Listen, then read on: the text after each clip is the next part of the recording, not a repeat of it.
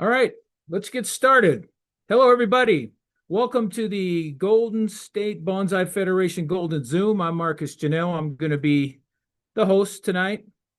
And we have something very special tonight. We are going to be talking to the participants who participated in the Joshua Roth New Talent Competition. And I thought it was important to bring these guys back because they are the future of what we're going to be seeing in bonsai. And it was a lot of fun. And we're going to talk to each one of these participants. We're going to get to know them. We're going to answer your questions, and we're going to get going right now. So let me start the slideshow. Now, gentlemen, when you're going through the slides, since you can't control it, just tell me the next slide and I'll click through and I'll make sure that we get to the next slide. So these are the people that participated, and each one of them came from one of the regions in California. But first, let me explain for those of you who don't know, who maybe didn't go to the convention. Every 2 years, Golden State Bonsai Federation puts on a convention. And in October 2025, Golden State put on their Rendezvous convention, and Joshua Roth sponsored the new talent competition. And the owners of Joshua Roth, Michelle Hong and John Kim, we just want to thank them for doing this because I think it's very special. And I think it gives us an opportunity to kind of see who's coming up. It gives us an opportunity to see the level of artisanship that our young bonsai people have. I can say young because I'm old. Now, the selection process. How did we find these people? Well, 2 years before that, we had the Joshua Roth competition, and it restarted. It really wasn't new talent, it was talent. And we got to select the new or the people that would be participating in October 2025. So we had to look all over the regions to find our participants, and these are them. And we lined them all up, and we decided that these were the best bonsai practitioners that we had in California. We actually looked California, Nevada, and Arizona. And each one of them represents a region in California. So if you take a look at the map, Ian Baker, he represented Northern California. Addison Galambos, he represented the Bay Area. Julius Cladio, the South Bay Area. Daniel Martinez, Central California. Ryan Pitts, the LA Basin. And Matthew Gelacio, Southern California. So what happened was each one of us went out. We found the people in our region that we felt would be perfect for the Joshua Roth competition. We brought back the applications, and then as a group, we voted on who we felt would best represent Joshua Roth and new talent. And so in the next year, in 2027, in October, we're going to ask these people, we're going to ask them to go to their regions and find the people that they think are going to best represent, and they're going to vote, and they're going to select the next batch of Joshua Roth participants. So without any further ado, what we're going to do is we're going to get to know these artists. We're going to ask them a few questions, and they're going to tell us about themselves. And we're going to start with Ian Baker from the Northern region. Hello, Ian. Hello, thank you, Marcus. I'm just gonna dive right in.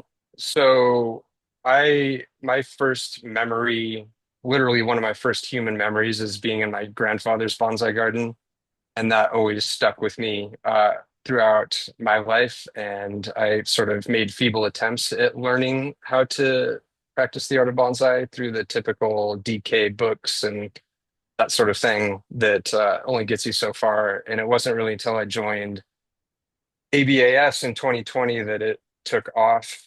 It was there that I started being exposed to real bonsai and made it into Peter T's network. So I study with Peter primarily. That's a fact. And I try to workshop with whoever's coming through town whenever I get a chance to get a taste for how everybody else does things.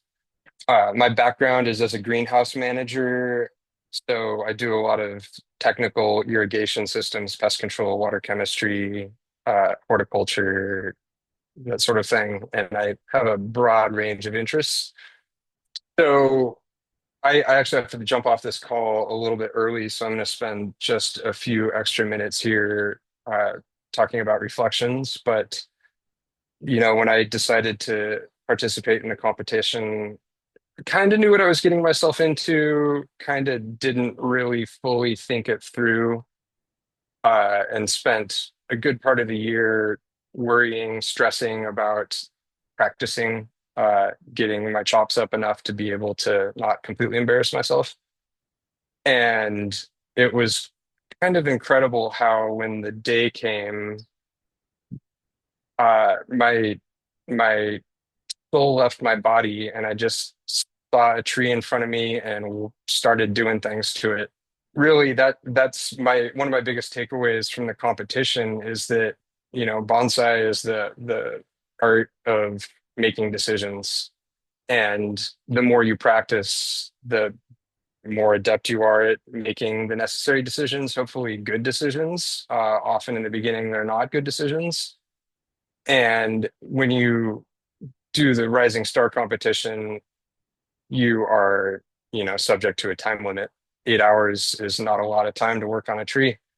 And so, it's really about building up your chops enough to be able to make decisions without overthinking them too much because there isn't enough time to like sit and contemplate what you're going to do.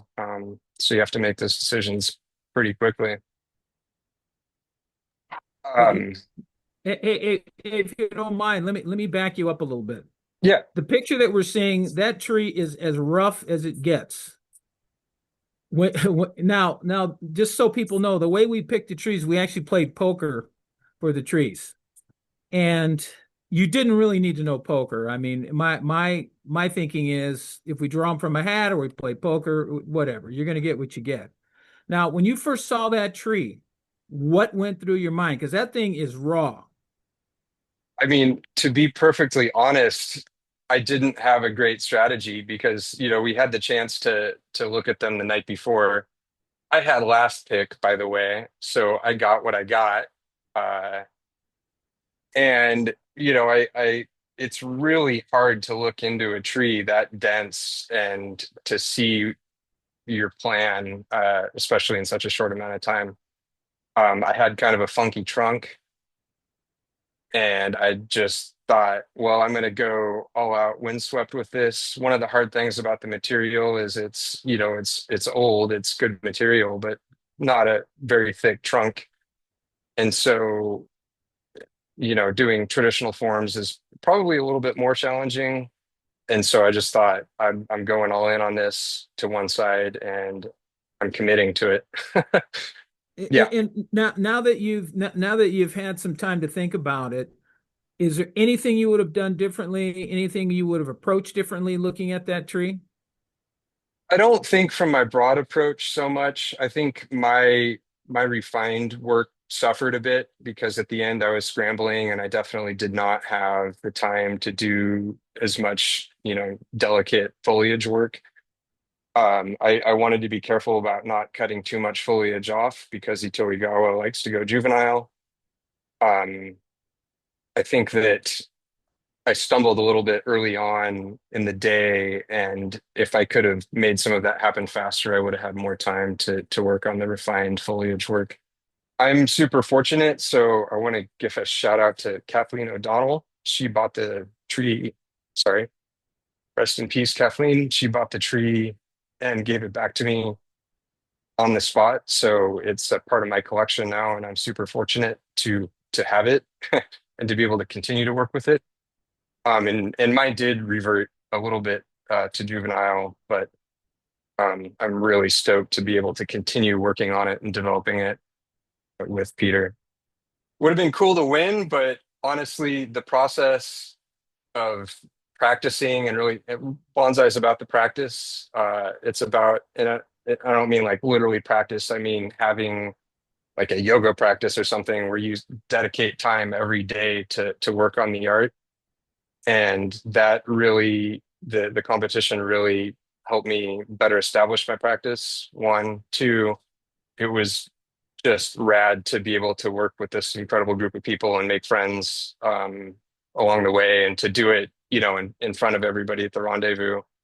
I am kind of a glutton for punishment when it comes to putting myself in challenging spots, and I loved it, and I would do it again in a heartbeat.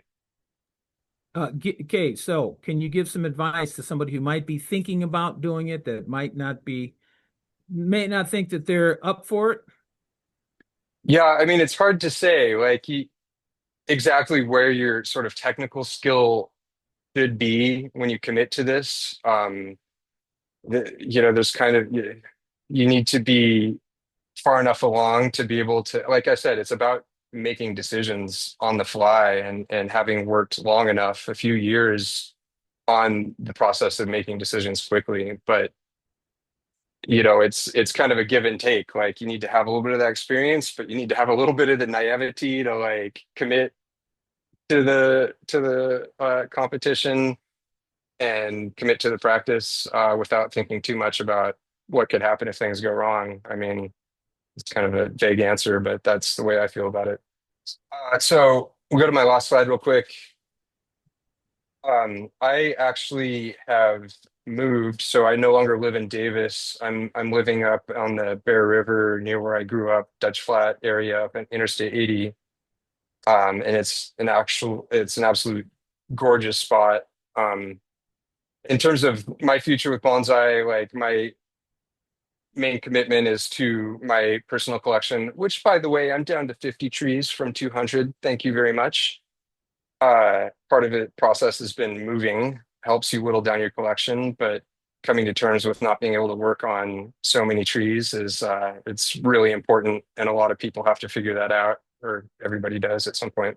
I'm super interested in sort of a writing photo project that I would hope that I can share with you guys in the coming months and year here. Sort of focusing on bonsai in nature, and the inspiration of how people get turned on to making these naturalistic looking trees in small pots. And I'm also surrounded by an absolute wealth of great material. So I love Yamadori.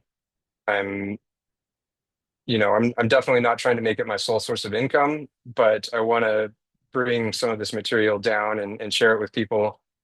And also that's uh, an important part of forest management. I won't get into forestry and stewardship too much here, but there's a lot of trees that exist in places where there are too many trees. So making the right decisions about what species to collect, and yeah, there's some cool stuff out there. So I struggle with self-promotion and being online. I jokingly put my coordinates on the bottom there, but I do have a website mainly focused on my adventures in the Sierra. My email address, I've lied in the past and said I don't have an Instagram. I do. I don't open it, and I follow one person, and maybe in the future I will spend some more time with it. But yeah, that's me.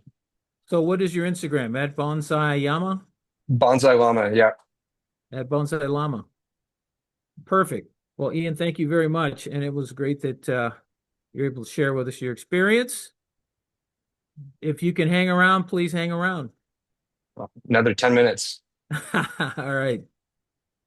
Next up, Addison Galambos from the Bay Area.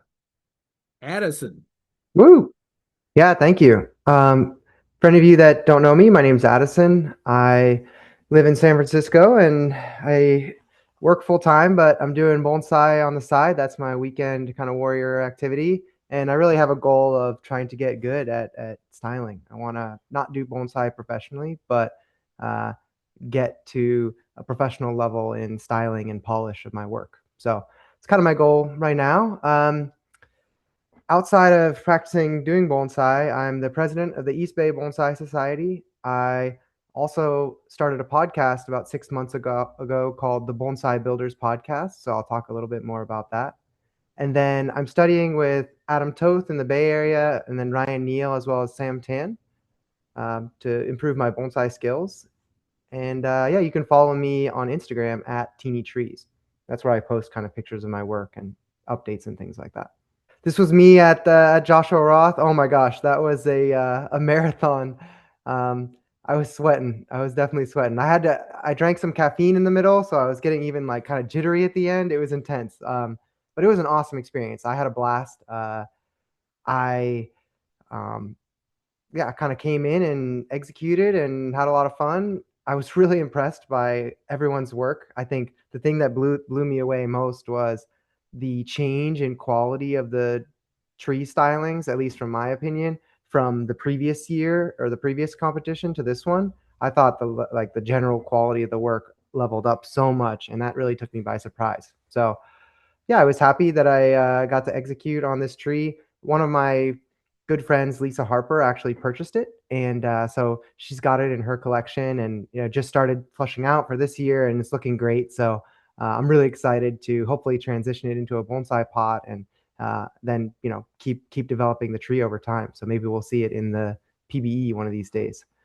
Yeah, in terms of my focuses, just practice, practice, practice. I'm kind of trying to keep up. Like Ian said, the Joshua Roth was a really good way for me to kind of have some like forced focus on bonsai, because like I had to get to a certain level so that I could actually complete the tree in a time period. And so I'm just trying to keep that momentum going. So keep myself working on trees in the same kind of pace that I was up to the competition. So Ryan, actually, he'll talk later, but he kind of inspired me to make sure that I'm trying to get out there and do some more demos for clubs and things like that. So I've been doing some of that. I've been doing some client work on trees, and then I've been doing a lot on my own personal collection. So these are two trees from my personal collection, a collected California juniper that I just repotted this year, as well as my favorite tree in my collection, which is this redwood that I'm trying to get into the PBE one day. Yeah, you can go ahead to the next slide. These are just some other recent projects I was working on at a friend's house, and then at Adam Toth's house. Yeah, so if you haven't listened to it, I would love if you could go online and take a listen to Bonsai Builders podcasts. I've got about 36 episodes out with all sorts of different people like Ryan Neal and Bjorn Bjorholm and Peter T.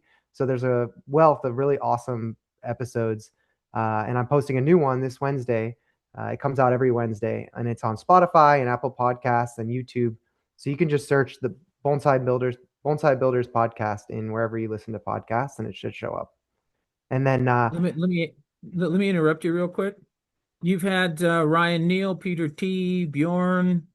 You've had people on your podcast. What are the takeaways that you're getting from having this level of people on your podcast? Oh yeah, a ton. So, well, let me just explain what the goal of the podcast is. Basically, I have this goal as a hobbyist to, reach a professional level or like a mastery level within bonsai in my lifetime, right? And so the premise is, hey, the established path to do this is to go to Japan and do an apprenticeship, right? But I don't really want to make the sacrifice to my career and my life with my family and things like that to go up and spend 6 years in Japan, right? So I'm trying to see, like, can I be really intentional about the bonsai learning process and find out how I can optimize that journey so that I can do bonsai for a long time and really well without that full apprenticeship experience. So that's kind of what I've been discovering with all the different and like trying to optimize with all the different guests I've had on. And there's been a ton of learnings. I mean, one, this is a little bit tongue in cheek, but one is there's really no substitute for getting your hands on trees and working, right? So whatever you need to do to keep up that pace of working on trees is really going to impact your outcome. There have been all sorts of really interesting kind of mindsets and tricks and like lessons learned from different folks along their own journeys that kind of are hidden throughout all the different episodes of the podcast. But yeah, some things like Peter and Bjorn feel really strongly that going to Japan and getting influence from the aesthetic is important for your development in bonsai. Ryan and multiple other people have had really strong opinions and good advice on like how to structure your practice and A lot of folks have recommended like learning under one teacher initially. But yeah, it's been really helpful in kind of helping guide me, and then also just helping me connect with people and ask questions that I'm interested in. Gotcha. Let me back up if you don't mind. Let's go back to this tree that you got in the competition. What was your thinking when you got that tree? Now, what number did you win to pick the tree? Yeah, I was the first. I was the first choice. Okay, So first one. I was very happy with the tree. I mean, I got to pick first, so and it pretty much came out exactly as I was anticipating. That was kind of what I was aiming for, and I was able to execute that in the time allotted. Well, I just want to know, what was your thought process? You got this pretty raw tree. Yeah, my thought process was, and I think this was a little bit flawed, but so maybe for future competitors, you might want to do it a little differently. But my thought process was, let me choose one of the thickest trees because, like largest trees, because then I can demonstrate kind of more techniques on the tree. And so if you go to the picture of the tree, like I wanted to, for example, demonstrate the use of 4-gauge and raffia and guy wires. And I also wanted to make a kind of more traditional design where you have this kind of informal upright look, because that was kind of my intuition of, hey, this material is these long, kind of fairly slender trunks with minimal taper. So something fairly standard it's like what they're more geared for. And so I also wanted to demonstrate like really clean lines. Like if you look at the lines of the branches here, there's no foliage kind of peeking out underneath. So I went through and spent probably 3 hours just cleaning up the undersides of the foliage. So that was my goal, was to like demonstrate like as much cleanliness of lines and different techniques as I could. Now, I don't think that went over super well with the judges. I think they were looking for more like who made the best design, and I don't think I did. And so I thought that kind of was fairly judged. But that was my thought process, at least going in, was like, hey, if I show the most techniques, then I can show that I, have mastered these skills or whatever, right? So that was my kind of thought process. Interesting. Yeah. I just wanted to say I did it a couple years before you guys did, and I'm gonna tell you, I got in there and I got smoked by I think Mike Presario won it, and he did a fantastic job.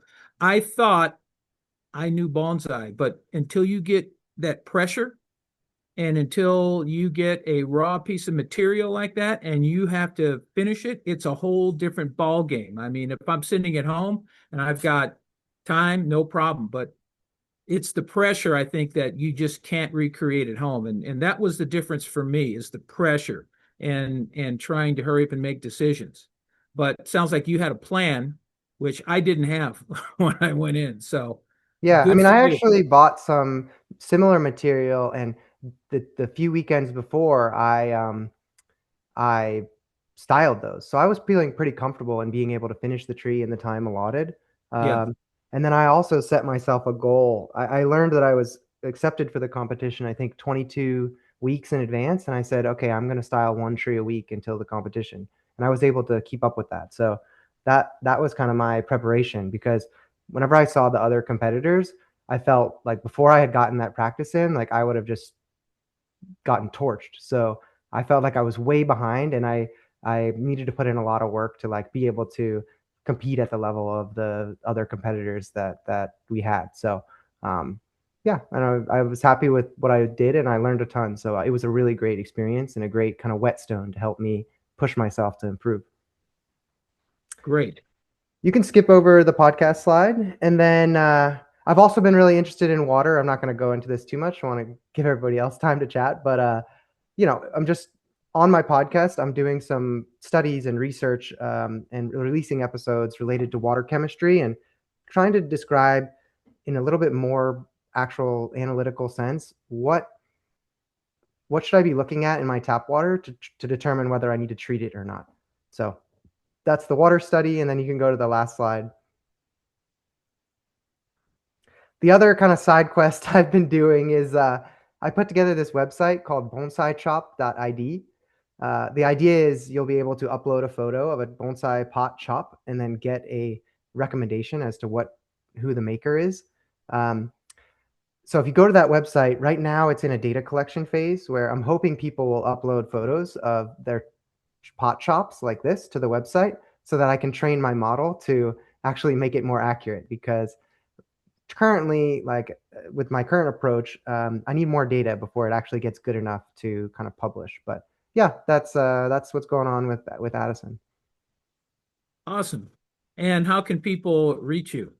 Yeah. Feel free to connect with me on Instagram at Teeny Trees. That's the best way. Beautiful. And how often are you releasing podcast episodes? Yeah, once a week, every Wednesday. Oh, wow. Okay. Awesome. Well, Addison, thank you so much. Thank you. Okay, we're moving on. Daniel Martinez from the Central Region. Daniel. Oh, hi. Basically, yeah, now I'm completely blank after listening to Addison and listening to Ian. Is like, what do I add to this except basically, I guess, my own personal experience. I mean, about me, I've been lightly doing bonsai when I first moved here to California. Because I grew up in South Texas, and I grew up in Texas where basically I didn't really know there was no bonsai communities in Laredo, which is where I'm from. And it wasn't until I actually moved to California that I realized, hey, bonsai was a thing. It's something that I had always grown up being interested in, especially, growing up watching The Karate Kid, Mr. Miyagi, picture the tree in your mind, work on the tree, and all of a sudden, boom, beautiful bonsai tree. That's how I thought the magic happened, for many, many, many years until I actually moved here and found my first club, and then started talking to people, getting some little material here and there. My first bonsai bench had 5 trees on it, and I go, okay, that's it.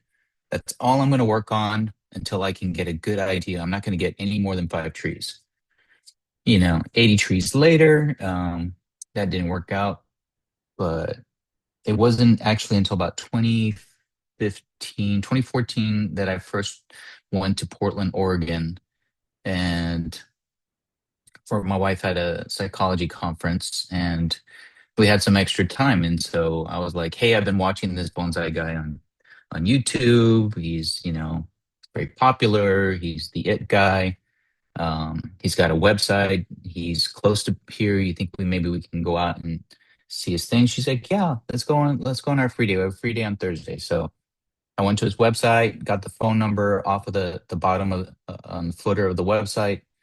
And actually, my wife was the one that called. I was busy doing something, and she called, and actually, Ryan Neal answered the phone. And it actually was his personal phone number that he had as the footer on the website at the time. So it went straight to him.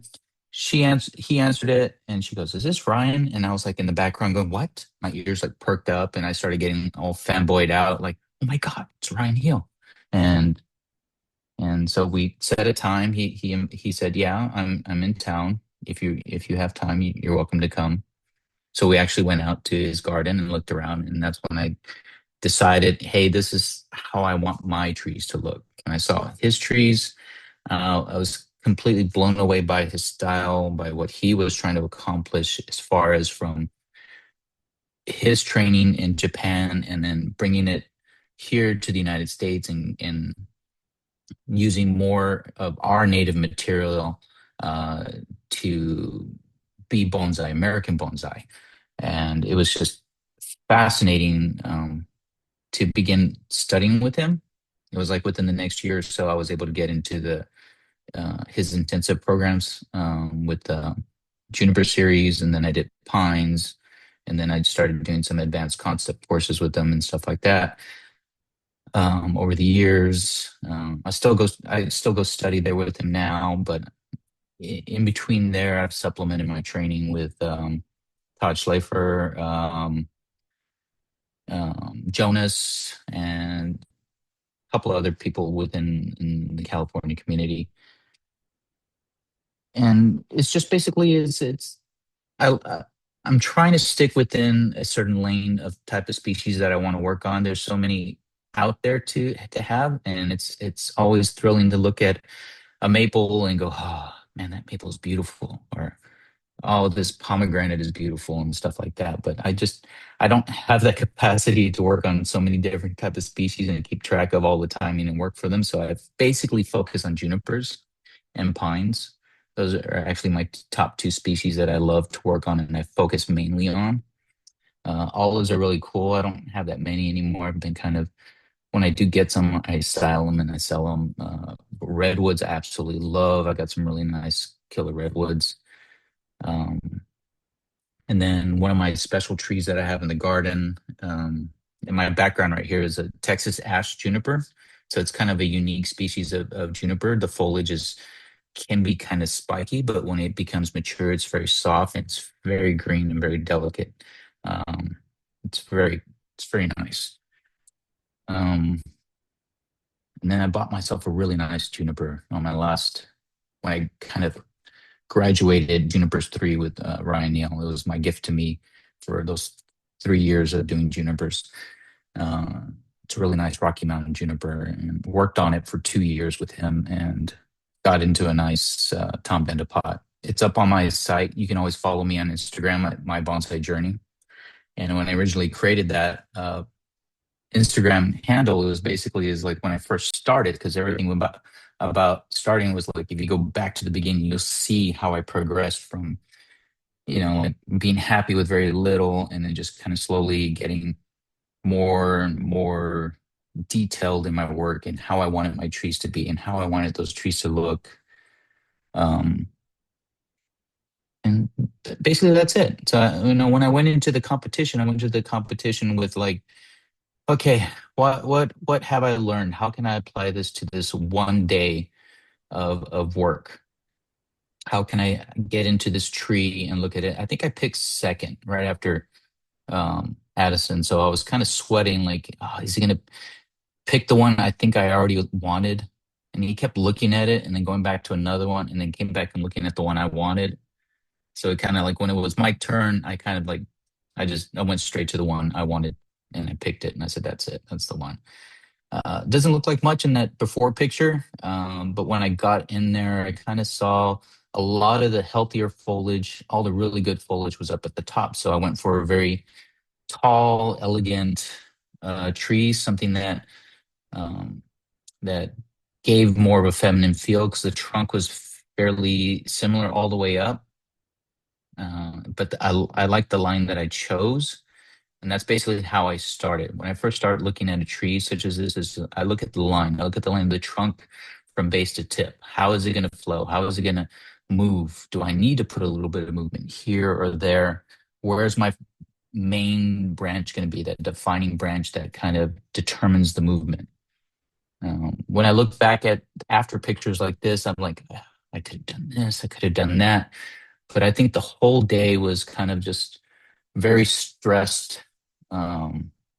for me because I work very slow. So this competition was a challenge for me. I'm the kind that will work on a tree for like a whole week, taking pauses, looking at it, coming back to it, refining it, and then working on it some more, and then going, okay, that was not where I wanted it to be, and I can move it to fill in this empty space in the back to create some depth, stuff like that. I didn't have too much time on when doing this, so I was basically at the end. I would have taken a little bit more of the gins out, maybe put a little bit more movement in the gins. I'm not a big fan of wiring gins and hoping they set in that place, but probably would have done something like that this time. And yeah, but the whole point of this design was basically I saw a tall, elegant tree with a nice apex kind of coming back to the left or kind of to the right. I don't know. I think it's going to the right. High tip is to the right. So it's all flowing to the right. Yeah, well, let me interrupt you real quick. You didn't mention that your tree did win the competition. So I know it's Yeah, social. it did win. Yeah, I didn't mention Yep. that, but yeah. So Woohoo! what would you say to someone who is going to do it, going to do the competition the next time around, what would you say to them in terms of how to prepare? How should they think about it? What should they do? There's many different ways of preparing. I mean, it was great was getting to know all my fellow competitors and how they prepared and their of what they did. I didn't really change anything as far as, going out buying more material to practice on. I just kind of worked on my own trees and revisited all the fundamentals that I've learned over the years from different people, mainly from Ryan. Um, but yeah, it's for somebody to go through this is just, challenge yourself, have some confidence in yourself, and look at this as a way to push yourself. If you're even kind of halfway serious about doing bonsai as a as an artist, because I don't do this as a business. I'm not doing this do it for anything. I do it because I love it. I love my trees, and when I finally get to a point with my tree that I've got it in a certain way, for me, it's magical. It's very fulfilling to me. And I like that. And I like to share that with other people, and hopefully they like my trees too. But if somebody's going to do this, they should come into it with knowing that, hey, it's a little bit of a pressure cooker when you're working on it, because you're not really, you don't have a bunch of time to work on the tree, even though you do have all day. But it is something that is very fulfilling at the end. I mean, because I felt very good at the end. I thought my technique was kind of spot on. My wiring was pretty tight. I kind of got my branches where I wanted them. Everything still needed to fill in a little bit to growth, and I kept very strong growth on all my branches when I wired them. But beyond that, I mean, it was a great experience, and if anybody is able to do it and they want to do it, then will it will boost your confidence. Win or not, it's just reaching that end was great for all of us, and it was really cool to celebrate with everybody. Yeah, yeah. And I would say you're absolutely right. Everybody goes in there thinking they're going to win or they want to win. But I'm just telling you, it really shows you where your bonsai skills are at. At least it did for me. It kind of shined a light on, hey, you need to do this, this, this, and this. And something that we did, we had 6 trees, or sorry, we had 7 trees for you guys to pick from. So I let you guys pick all the trees you wanted, and the tree that was left over, I gave it to Morrow. Now you guys spent 8 hours on the tree or so. I think it was 4 o'clock or sorry, 8 to 4. So yeah, about 8 hours somewhere in there. Some people got done sooner, but I gave that tree to Morrow. Now he had help. He knocked that tree out in like an hour, a little over an hour. So, and I was amazed because he looked at the material, knew what he wanted to do, cleaned it, wired it, and it was done in a little over an hour. So me personally, I'm thinking to myself, I want to be there. I don't know if I'll ever get there, but doing this, I think really helps people that are doing it to understand where they are, what they need to work on, or maybe you don't need to work on anything. I don't know, but anything else? How can people reach you? How can people find out what you're doing? I'm like only all the time online on Instagram at my bonsai journey. So I mean, that's anybody who wants to reach out to me. I'm there. I've been doing a couple of little demos for different clubs here and there, just little, not really any styling, but just kind of talking about bonsai and just getting people introduced to it that normally don't, and just how they can get into it, and promoting bonsai in general is what I've been doing. Yeah, and I wanted to mention to everybody that's watching here, if you're affiliated with the club, reach out to every one of these guys because I'm sure they would love to come out and do a demo at your club, talk bonsai. This is one of the reasons why I wanted to bring these guys back so that everybody can see that these are the future of bonsai in California and in the world really. And these guys are important to our hobby or our profession in bonsai. So please go back to your clubs, tell your clubs about these guys. They are available. Book them, get them in there, and have them do a demo, have them talk bonsai. All right. Thank you so much.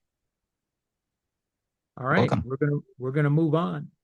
Oh, by the way, I got corrected. The person that actually won 2 years ago was Mike Pistello.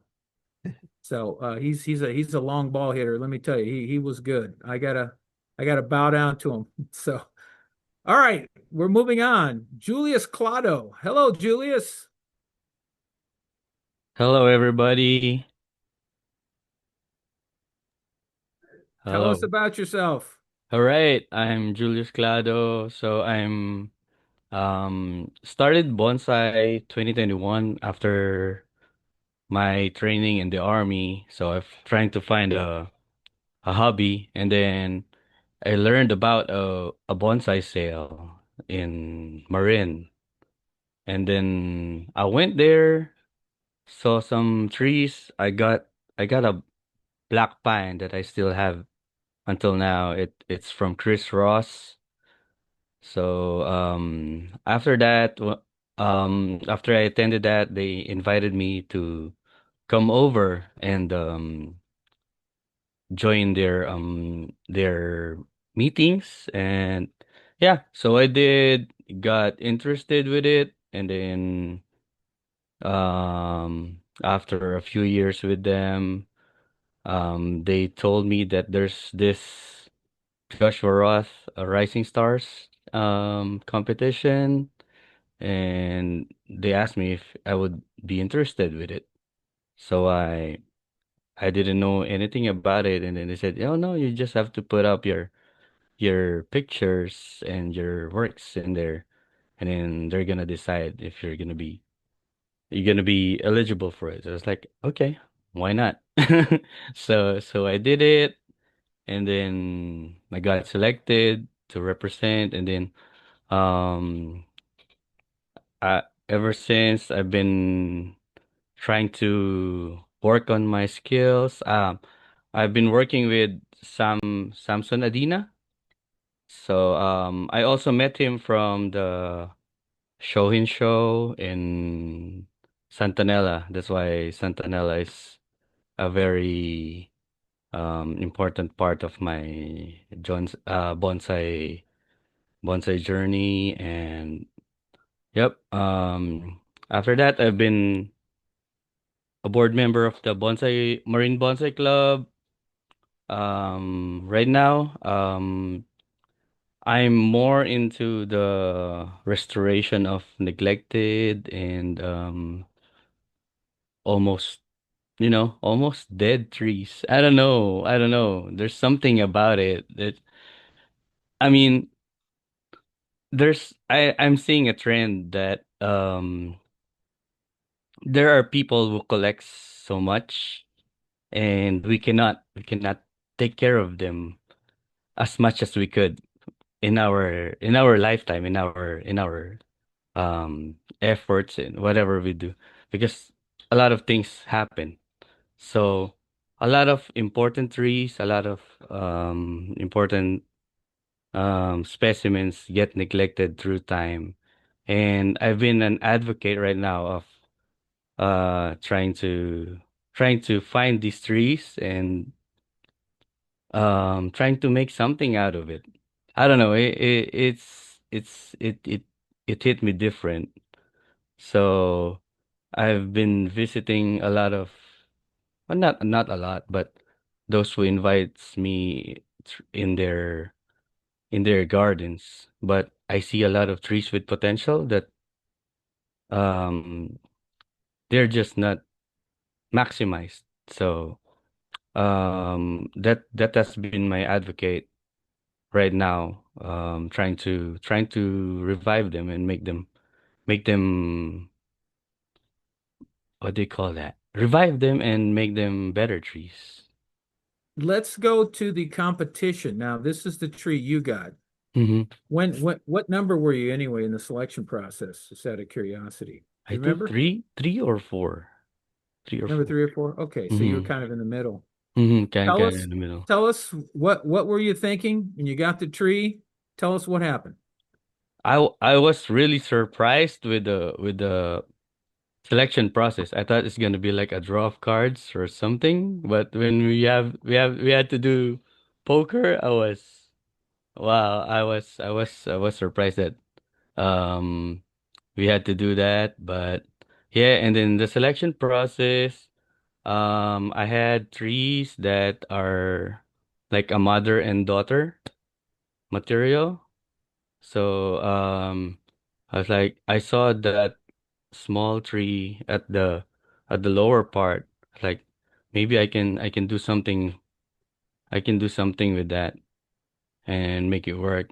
So um initially what I really liked was Ryan's tree, and he knows all about it. I told him that that was my I don't know that was the material that spoke to me during the selection process. I was what do you call this? I was wishing that he wouldn't select it, but he did. He was in front of me, so he did, and then I chose this one. But yeah, it was the mother and daughter part that attracted me to it. Gotcha. Now, what are your takeaways from the competition? In other words, you did the competition. What are your takeaways since then? Takeaways. So not to be too aggressive with the tree. Um, Another is make make every branch count, make every part of the tree count, and before you do it, I'm pretty new to bonsai, and before you do it, you have to practice a lot, put yourself into pressure, but no matter how you practice, it's different. It's a different kind of pressure over there. All of the best bonsai practitioners in US and even Europe and Asia is there. So with them looking at you work, seeing how you work, it's different. That's what I say. It's the fastest and most pressure packed 8 hours of my life. Yeah, I yeah. cannot explain it. I thought I can, oh no, I can do this. I practiced but no, it's Yeah. different because I'm used to working on trees. Like I put them in my living room. I told the guys about this. I put them in my living room for two days just to look at it without even styling it. And then every angle, every portion of it, I look at it. And then when the time is right, that's the only time that I work on it. But this time you have no choice. You have to do it, to do um do what you can, do all the things that you practice, imply all your learnings, but it's different with oh my God, Yeah, Jonas yeah. Jonas I think walking over, looking at your tree. Oh, it's really overwhelming, but it's fun. That's how you learn. That's how you grow. yeah. That's I think, like I say, there's no way to recreate pressure unless you're yes. actually in the middle of it. Mm-hmm. I don't care what anybody says. When you're at home practicing, doing your thing, listening to music, it's very different when you're sitting there and they got all the chairs set up for the spectators. For people who Mm-hmm. haven't been there, they're all lined up, and they're all working on their trees, and the chairs are there, and people are sitting watching, and they're coming in and out throughout the day. People are coming up and commenting, and you're looking at the clock, and you're Mm-hmm. like, wow, it's 1 o'clock in the afternoon, and I'm not even done styling yet, so yeah, I but haven't like you eaten said, you learn. lunch and everything. I Yeah, haven't had a sip of water, so It's really different. It's fun. I Oh, like subjecting myself to that kind of pressure, but having the seasoned people going through your work and you trying to apply your style, it's different. It's different. all right. These are some pictures of your trees. You want to talk about them? Yeah, sure. So here are some trees that I'm working on right now. So this is the background. These are some of my rescued trees from 2022 that I got from a garden renovation where a fire hit and they had to renovate the whole garden. And then my friend called me up. There are trees here already dug up. Are you interested with them?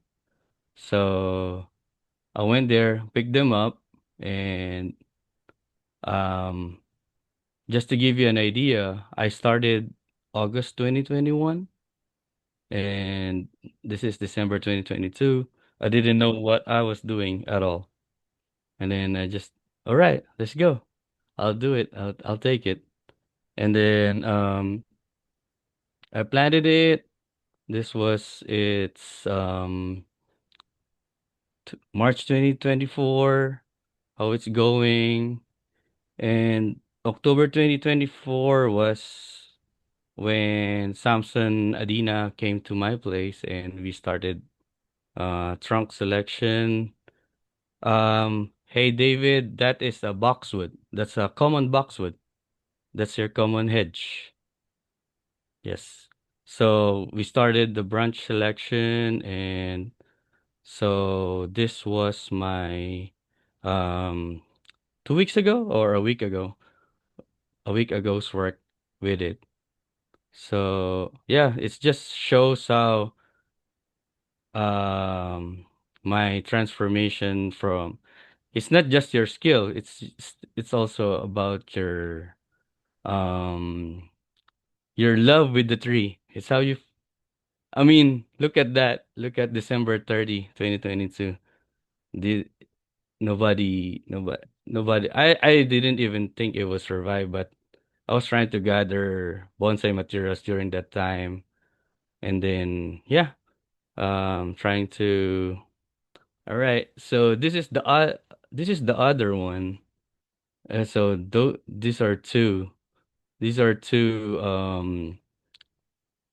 boxwoods that I got same time. And this is the one this is my inspiration for my work in the Rising Stars competition. That's the mother and daughter. This is my tribute to my mom. And this one, as you can tell, if you can look at it, the the bark has been stripped off because my mom unfortunately um pressure washed it a little bit. So the middle trunk bark got stripped off. But yeah, this is another transformation from neglected or it's about to be thrown away, but hopefully one day it's gonna turn into a good bonsai for everyone. So at least for me it is. So it's going through a good stage right now. Next that. So this is another specimen that I got from um a nursery in Sacramento. So as you can see, it's like 10 feet tall. And then June 2024, and I chopped it down, slowly working on it. And the right side is my final, as of now, that's my final take into it. It's a redwood. So yeah, there you go. beautiful. That summarizes how I approach bonsai. Um, as of now, I cannot take more trees because of my limited space, but I make them count by taking care of them and refining them. through time. Now, how do people find you? I'm in Instagram, Juicy the Hobbyist. So there are different. I'm into lots of different kinds of hobbies. So flower horns, fish with the big heads, remote control cars, and bonsai, of course, and mountain biking. So anything related to that, hit me up, let me know, and we can link up. Beautiful. Well, thank you, Julius. Much appreciated. Thank you. All right. We are going to move on to Matthew Gelacio from the Southern California region. Matthew. What's up? Hello, everyone. How's everyone doing?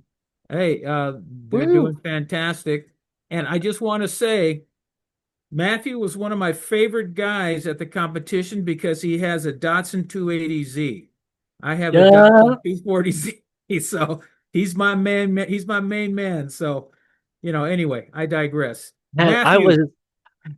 I was so distracted during the competition because you guys were having a talk about that lady's RX-7 during the styling, and I was like, dang, I want to just jump into that conversation. Yeah, that was Nancy from Conejo Valley. Yeah, she's got an RX-7.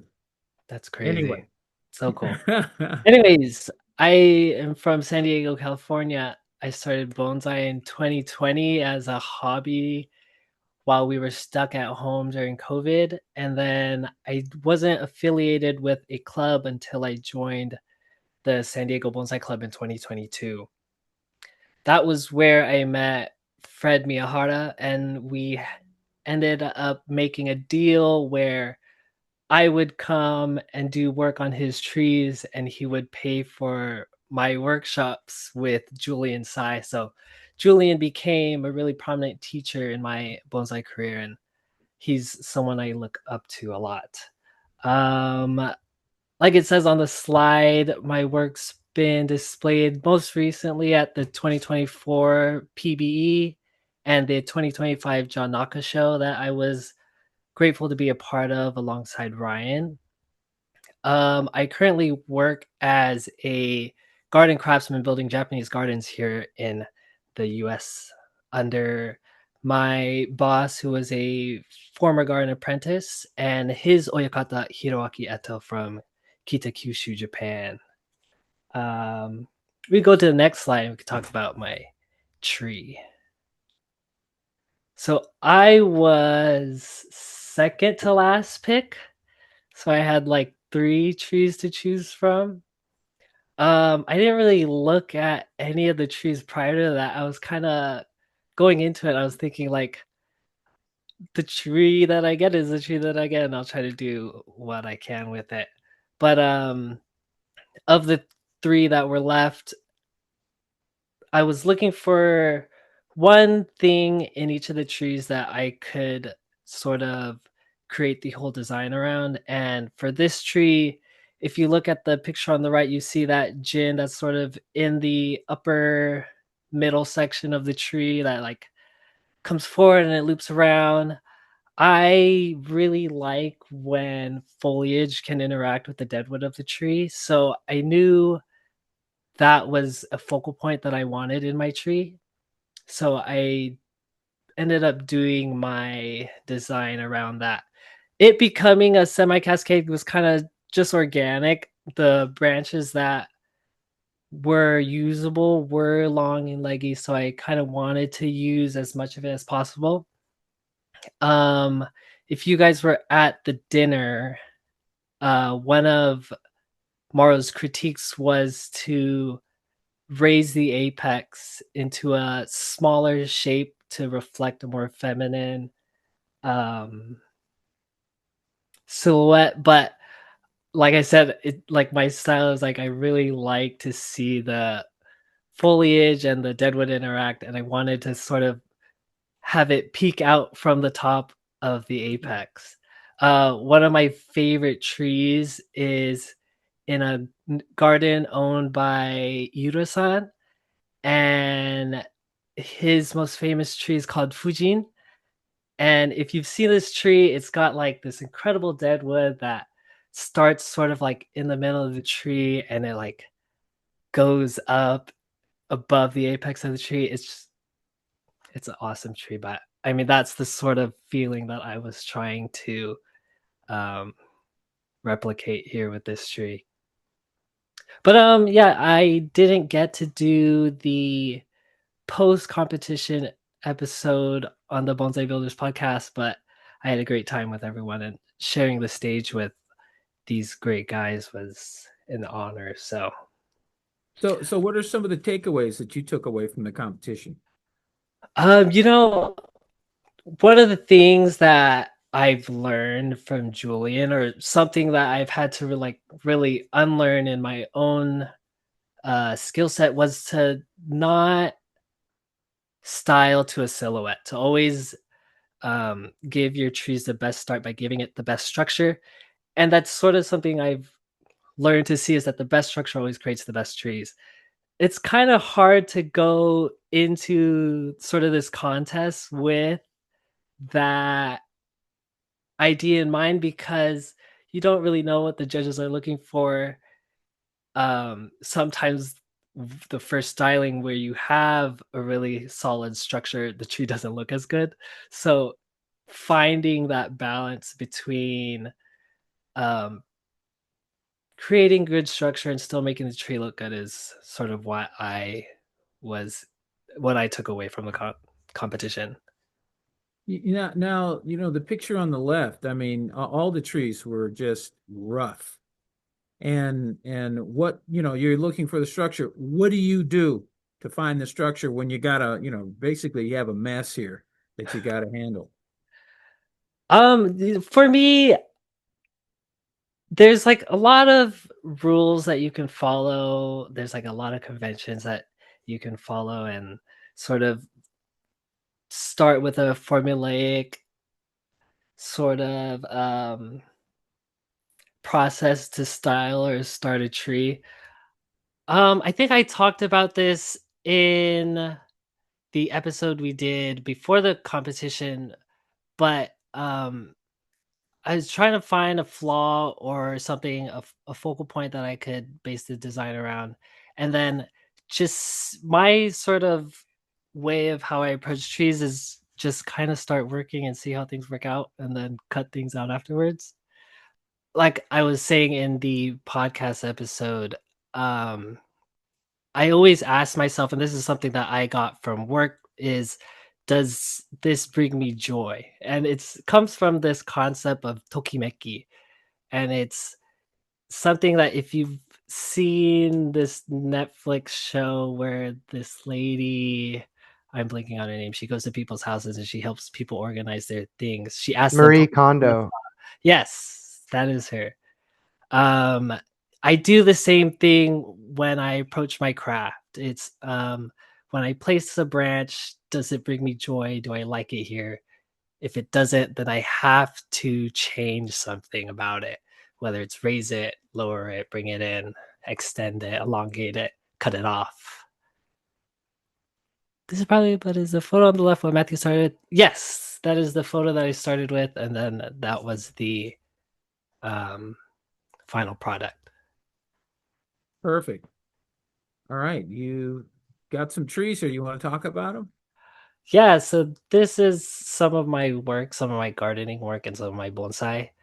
The tree in the middle is a Shinpaku juniper started by Fred, and this was the tree that we collaborated on and getting it into the PBE, and the tree that I showed at the Naka Expo. The tree on the left is a small, I would say a little bit bigger than Shohin California juniper that I started from scratch, but I acquired it from a collection from one of the Kofukai bonsai founders, Larry Regal. Nina reached out to Fred and I to sort of help save Larry's collection once he started falling ill to his disease. But so Fred and I And along with a lot of other people in the Southern California bonsai community, we each took some of Larry's trees to sort of keep his legacy alive. And that's one of them that I kept from him. The tree on the top right is also a Fred Miyahara tree. The rock work on the left is my favorite style of Japanese rock stacking. Is called Kuzure Shizumi. It means like eroding rock wall, so it's one of the more natural styles. Um, and the wood thing that's on the bottom left is a tsuitate, or a partition for a garden, and you can find out all about that on my garden Instagram at Kosuyen, and you'll see that on this slide somewhere. Next slide, please. Let me interrupt you real quick. Do you design Japanese gardens for people?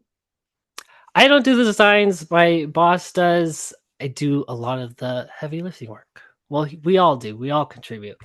It is just me and him right now, so a lot of the work we do is in collaboration with like all of our ideas. And yeah. So if somebody wanted you to help them design and put in a Japanese garden, would you be a guy to call? Oh, of course, yes. And then I would lead you to my boss, and we could go further from there.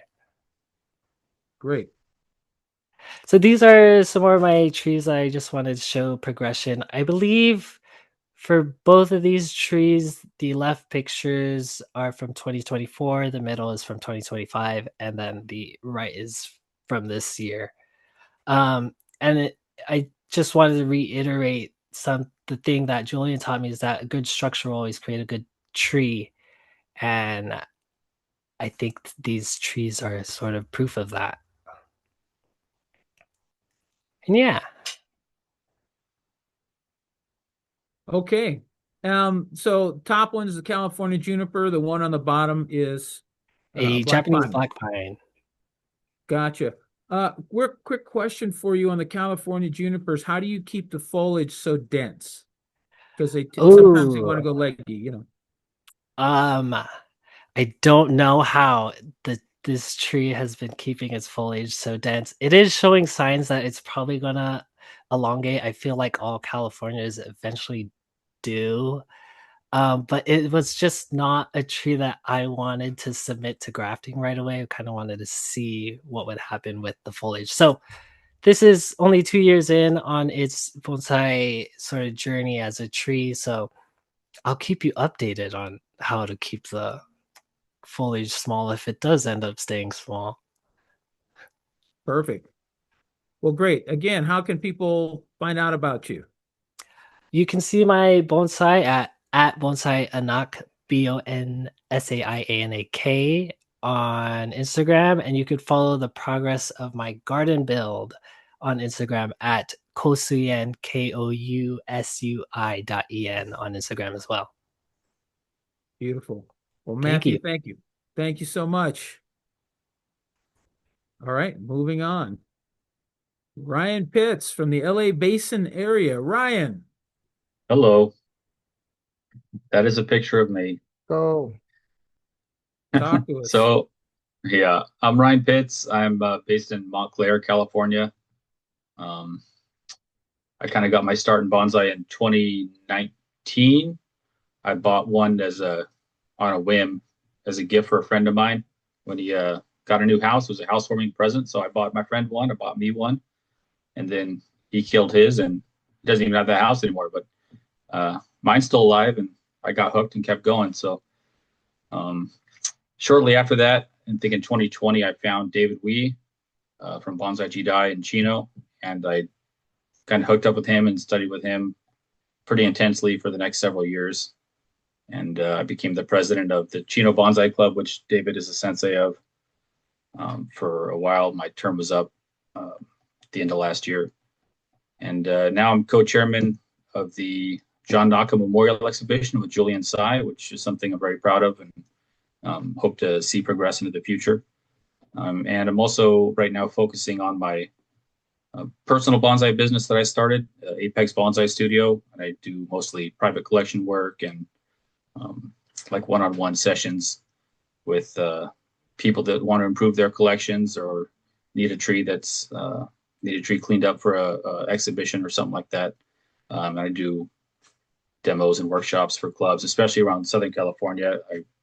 The Southern California bonsai scene there's so much history there, and I really like to do what I can to help out the clubs in Southern California and see them progress. But I'm on Instagram. That's my Instagram, Apex Bonsai Studio, for all my bonsai stuff. And that's my website there, Apex Bonsai Studio. Hey, I had to AI the smile onto my face there. I don't smile. No, well, when did you what order were you in the picking order anyway? Apparently I was before Julius. I didn't remember that. I think I must have been third or fourth. Third. Yeah. And I was looking at Julius's tree actually because I like the same mother-daughter thing. I thought about doing that too. So I kind of went back and forth, but I picked this one because it reminded me of this tree that I use on the logo for my website, my business. It's very similar with the trunk movement, and it's interesting when you're doing a competition like this. You don't know what you're going to be judged on. Like Addison mentioned, he focused really heavily on his technique, which was very good, because I know the previous time when Bjorn was the judge, he talked a lot about that with the entries from the competitors in 2023. This time, that didn't seem like it was as big of a deal. It was more design and technique. The trees come from Ed Clark, and I've worked with a lot of these trees, and I know that there's not a lot of usable foliage because they're really shaded out inside. So I kind of stayed more traditional instead of doing a design like this one that would have taken a couple of more years to develop. I just kept more branching on and tried to stay focused on keeping the tree healthy and with a quick recovery time, because Toigawa will go juvenile if you cut it back too hard. So, I cut it back pretty hard, but I kept a lot more green on there than I would have if I was just keeping it in my own personal garden. So, when you're doing a competition like this, it's very interesting, the choices you have to make and the things that go through your head. It was a bit of a cop out for me to do a more traditional kind of design instead of doing something a little more up my alley like this. And this is just some examples of the stuff I'm focusing on now after the competition. Client work. This is a local guy here. I did this tree. This is up for sale on my website, by the way. But this prostrata juniper, and it's the kind of thing that I like to do now is just focus on building people's collections and getting them a little more improved. And more examples of client work. The left one is a tree that was originally belonged to my teacher, David Wee. He sold it to a client of his, who then asked me to clean it up. So I cleaned it up. That's it there in the John Naka exhibition. Then the other two were just examples of some work I did for a new client of mine, first stylings on a couple of trees, Kishu and a bald cypress. And next slide. And then this is stuff from my personal collection. This is a silverberry that I got from Fresno. Actually had this at the GSBF Rendezvous in the club show. I put this in for the Orange County Bonsai Society. This is basically 1 year from collection to how I had it in the show. And it's another personal tree. It's a California juniper that I purchased from my teacher, and I've been working on it for the last couple of years. The stand I made, the pot, is now Tokutake, is a friend of mine. We made that together, and by made it together, I mean I mostly watched him make it.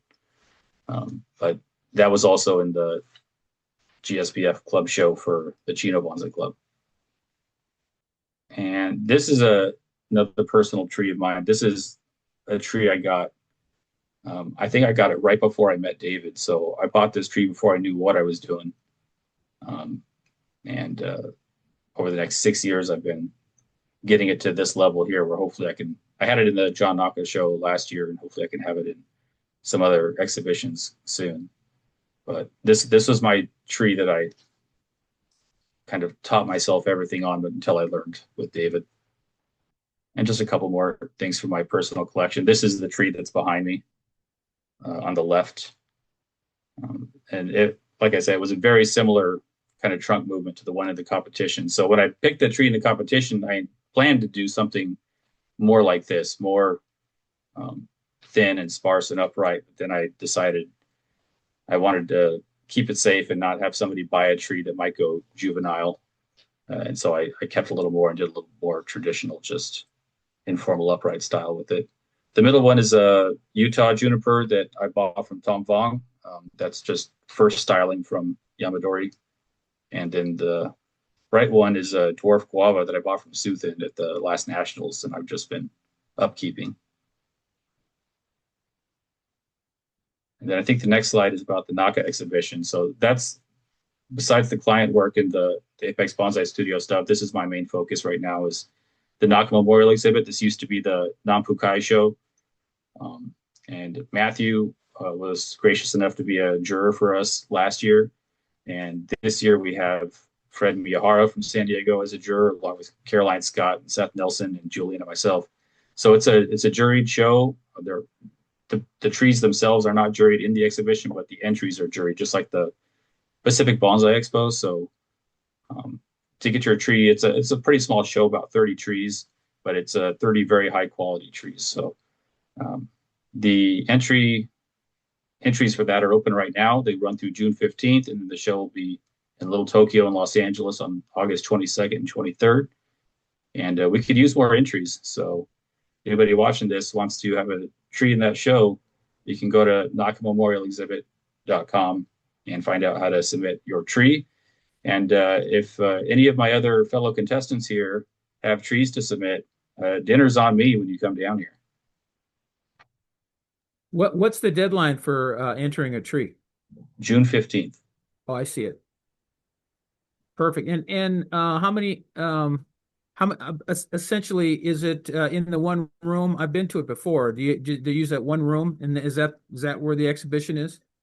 Yeah, it's a museum setting, right? When you walk into the Japanese American Cultural Center on the right, it's just a white gallery. So it's kind of cool the way that it's set up. But yeah, like I say, it's a fairly small show, but it's a high quality show, and has a lot of history. So we like to keep it going. All right, let me take you back to the convention, if you don't mind. Okay, so I understand that you were thinking in terms of making this like the tree that's behind you. And by the way, that's a California juniper back there, isn't it? No, it's an Itoigawa. It's an Ed Clark tree, same as this. Oh, it's an Ed Clark tree. Okay, so Yeah. okay, so it's the same material. All right. When you look at this, if you were talking to somebody who's getting ready to do the competition, what would you tell them?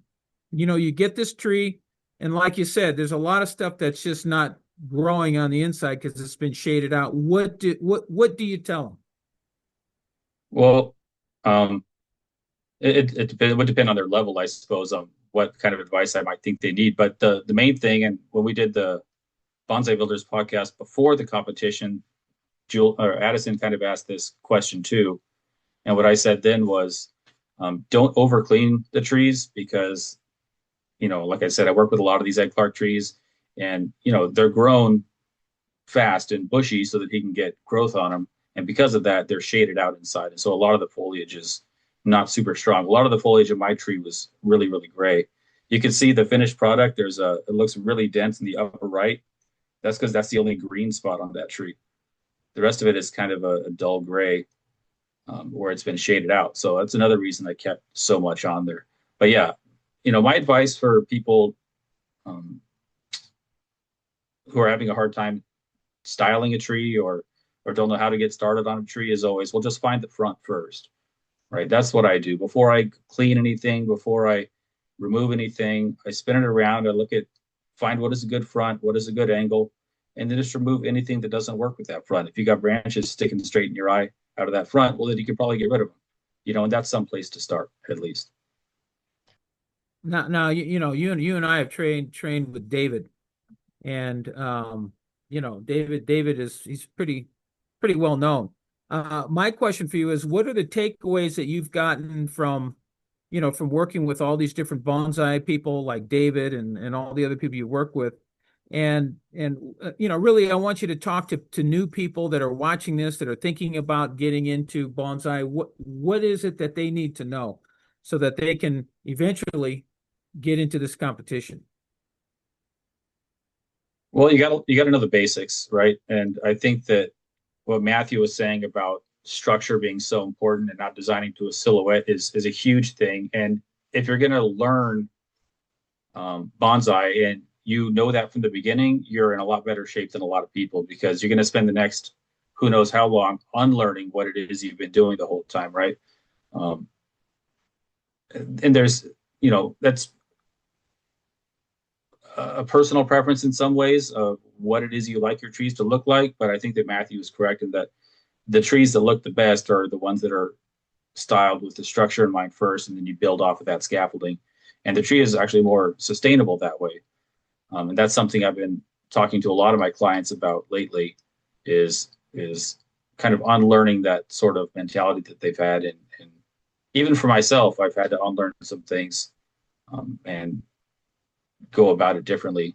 But the improvement that you could see once you start doing that is really fast. The other thing I would say is partial to how I was saying it was kind of an aesthetic choice. You should find a teacher or a club or somebody that makes trees the way you like to look at trees. Find yourself a David Wee or a Peter T or a Julian Tsai or somebody, because you like their trees, right?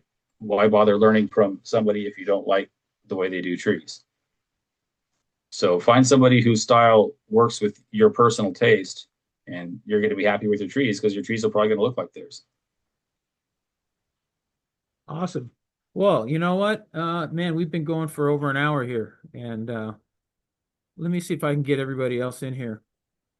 I just want to thank you guys for participating in the Joshua Roth competition, and you all are going to be picking the next group of people.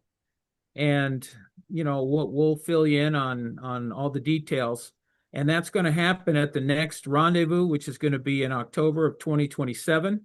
I'm going to try to get Golden State Bonsai Federation. Well, let me explain what happens. The winner gets $1,000. Is that right? He's not here. Oh, did he have to leave? Shoot. The winner gets $1,000, and then the runners-up get $100 gift certificate from Joshua Roth. I'm going to try to see if GSBF will kick in some money, so there would be a second and third place winner. So that there, it's more lucrative for people to do. And the other thing I have to say is, a lot of the guys were saying that we didn't know how they were going to be judged. And in my mind, it doesn't matter how they're being judged. I mean, I know you want to win, but you guys came up with some great styles on some, I think, difficult material. And I take my hat off to you guys, because you guys really, really did a great job. And I'm looking forward to you guys picking the next group, and we're gonna do it all over again next year. So anybody that's watching, these guys are all available. I'm sure if you're not available, let us know. But these guys are all available to come to your club and do demonstrations, talk to you about bonsai, talk to you about anything that you want to talk about, I'm sure. But boy, I'll tell you what, just look at these trees these guys have, and I think we're going to be in good shape in the future. I want to open it up to anybody want to say anything before we get out of here. Sure, Addison. Well, hey, I forgot to say, I should probably say, thank you to John Kim and Joshua Roth for doing this. Absolutely. I think it's a great competition, and it's really great of him to do it. Yeah, and it's pressure, but boy, I just think it's worth doing. Well, anyway, if that's it, you guys, thanks again. I'm gonna call this a night, and we'll see you again on the next Bonsai Zoom, which we are going to be doing elm development. And we're going to be having Mr. Michael Roberts talking us through elm development. So thanks again. And, enjoy bonsai, and we'll be talking to you guys real soon. Thank you. Good night, everybody. Thank you.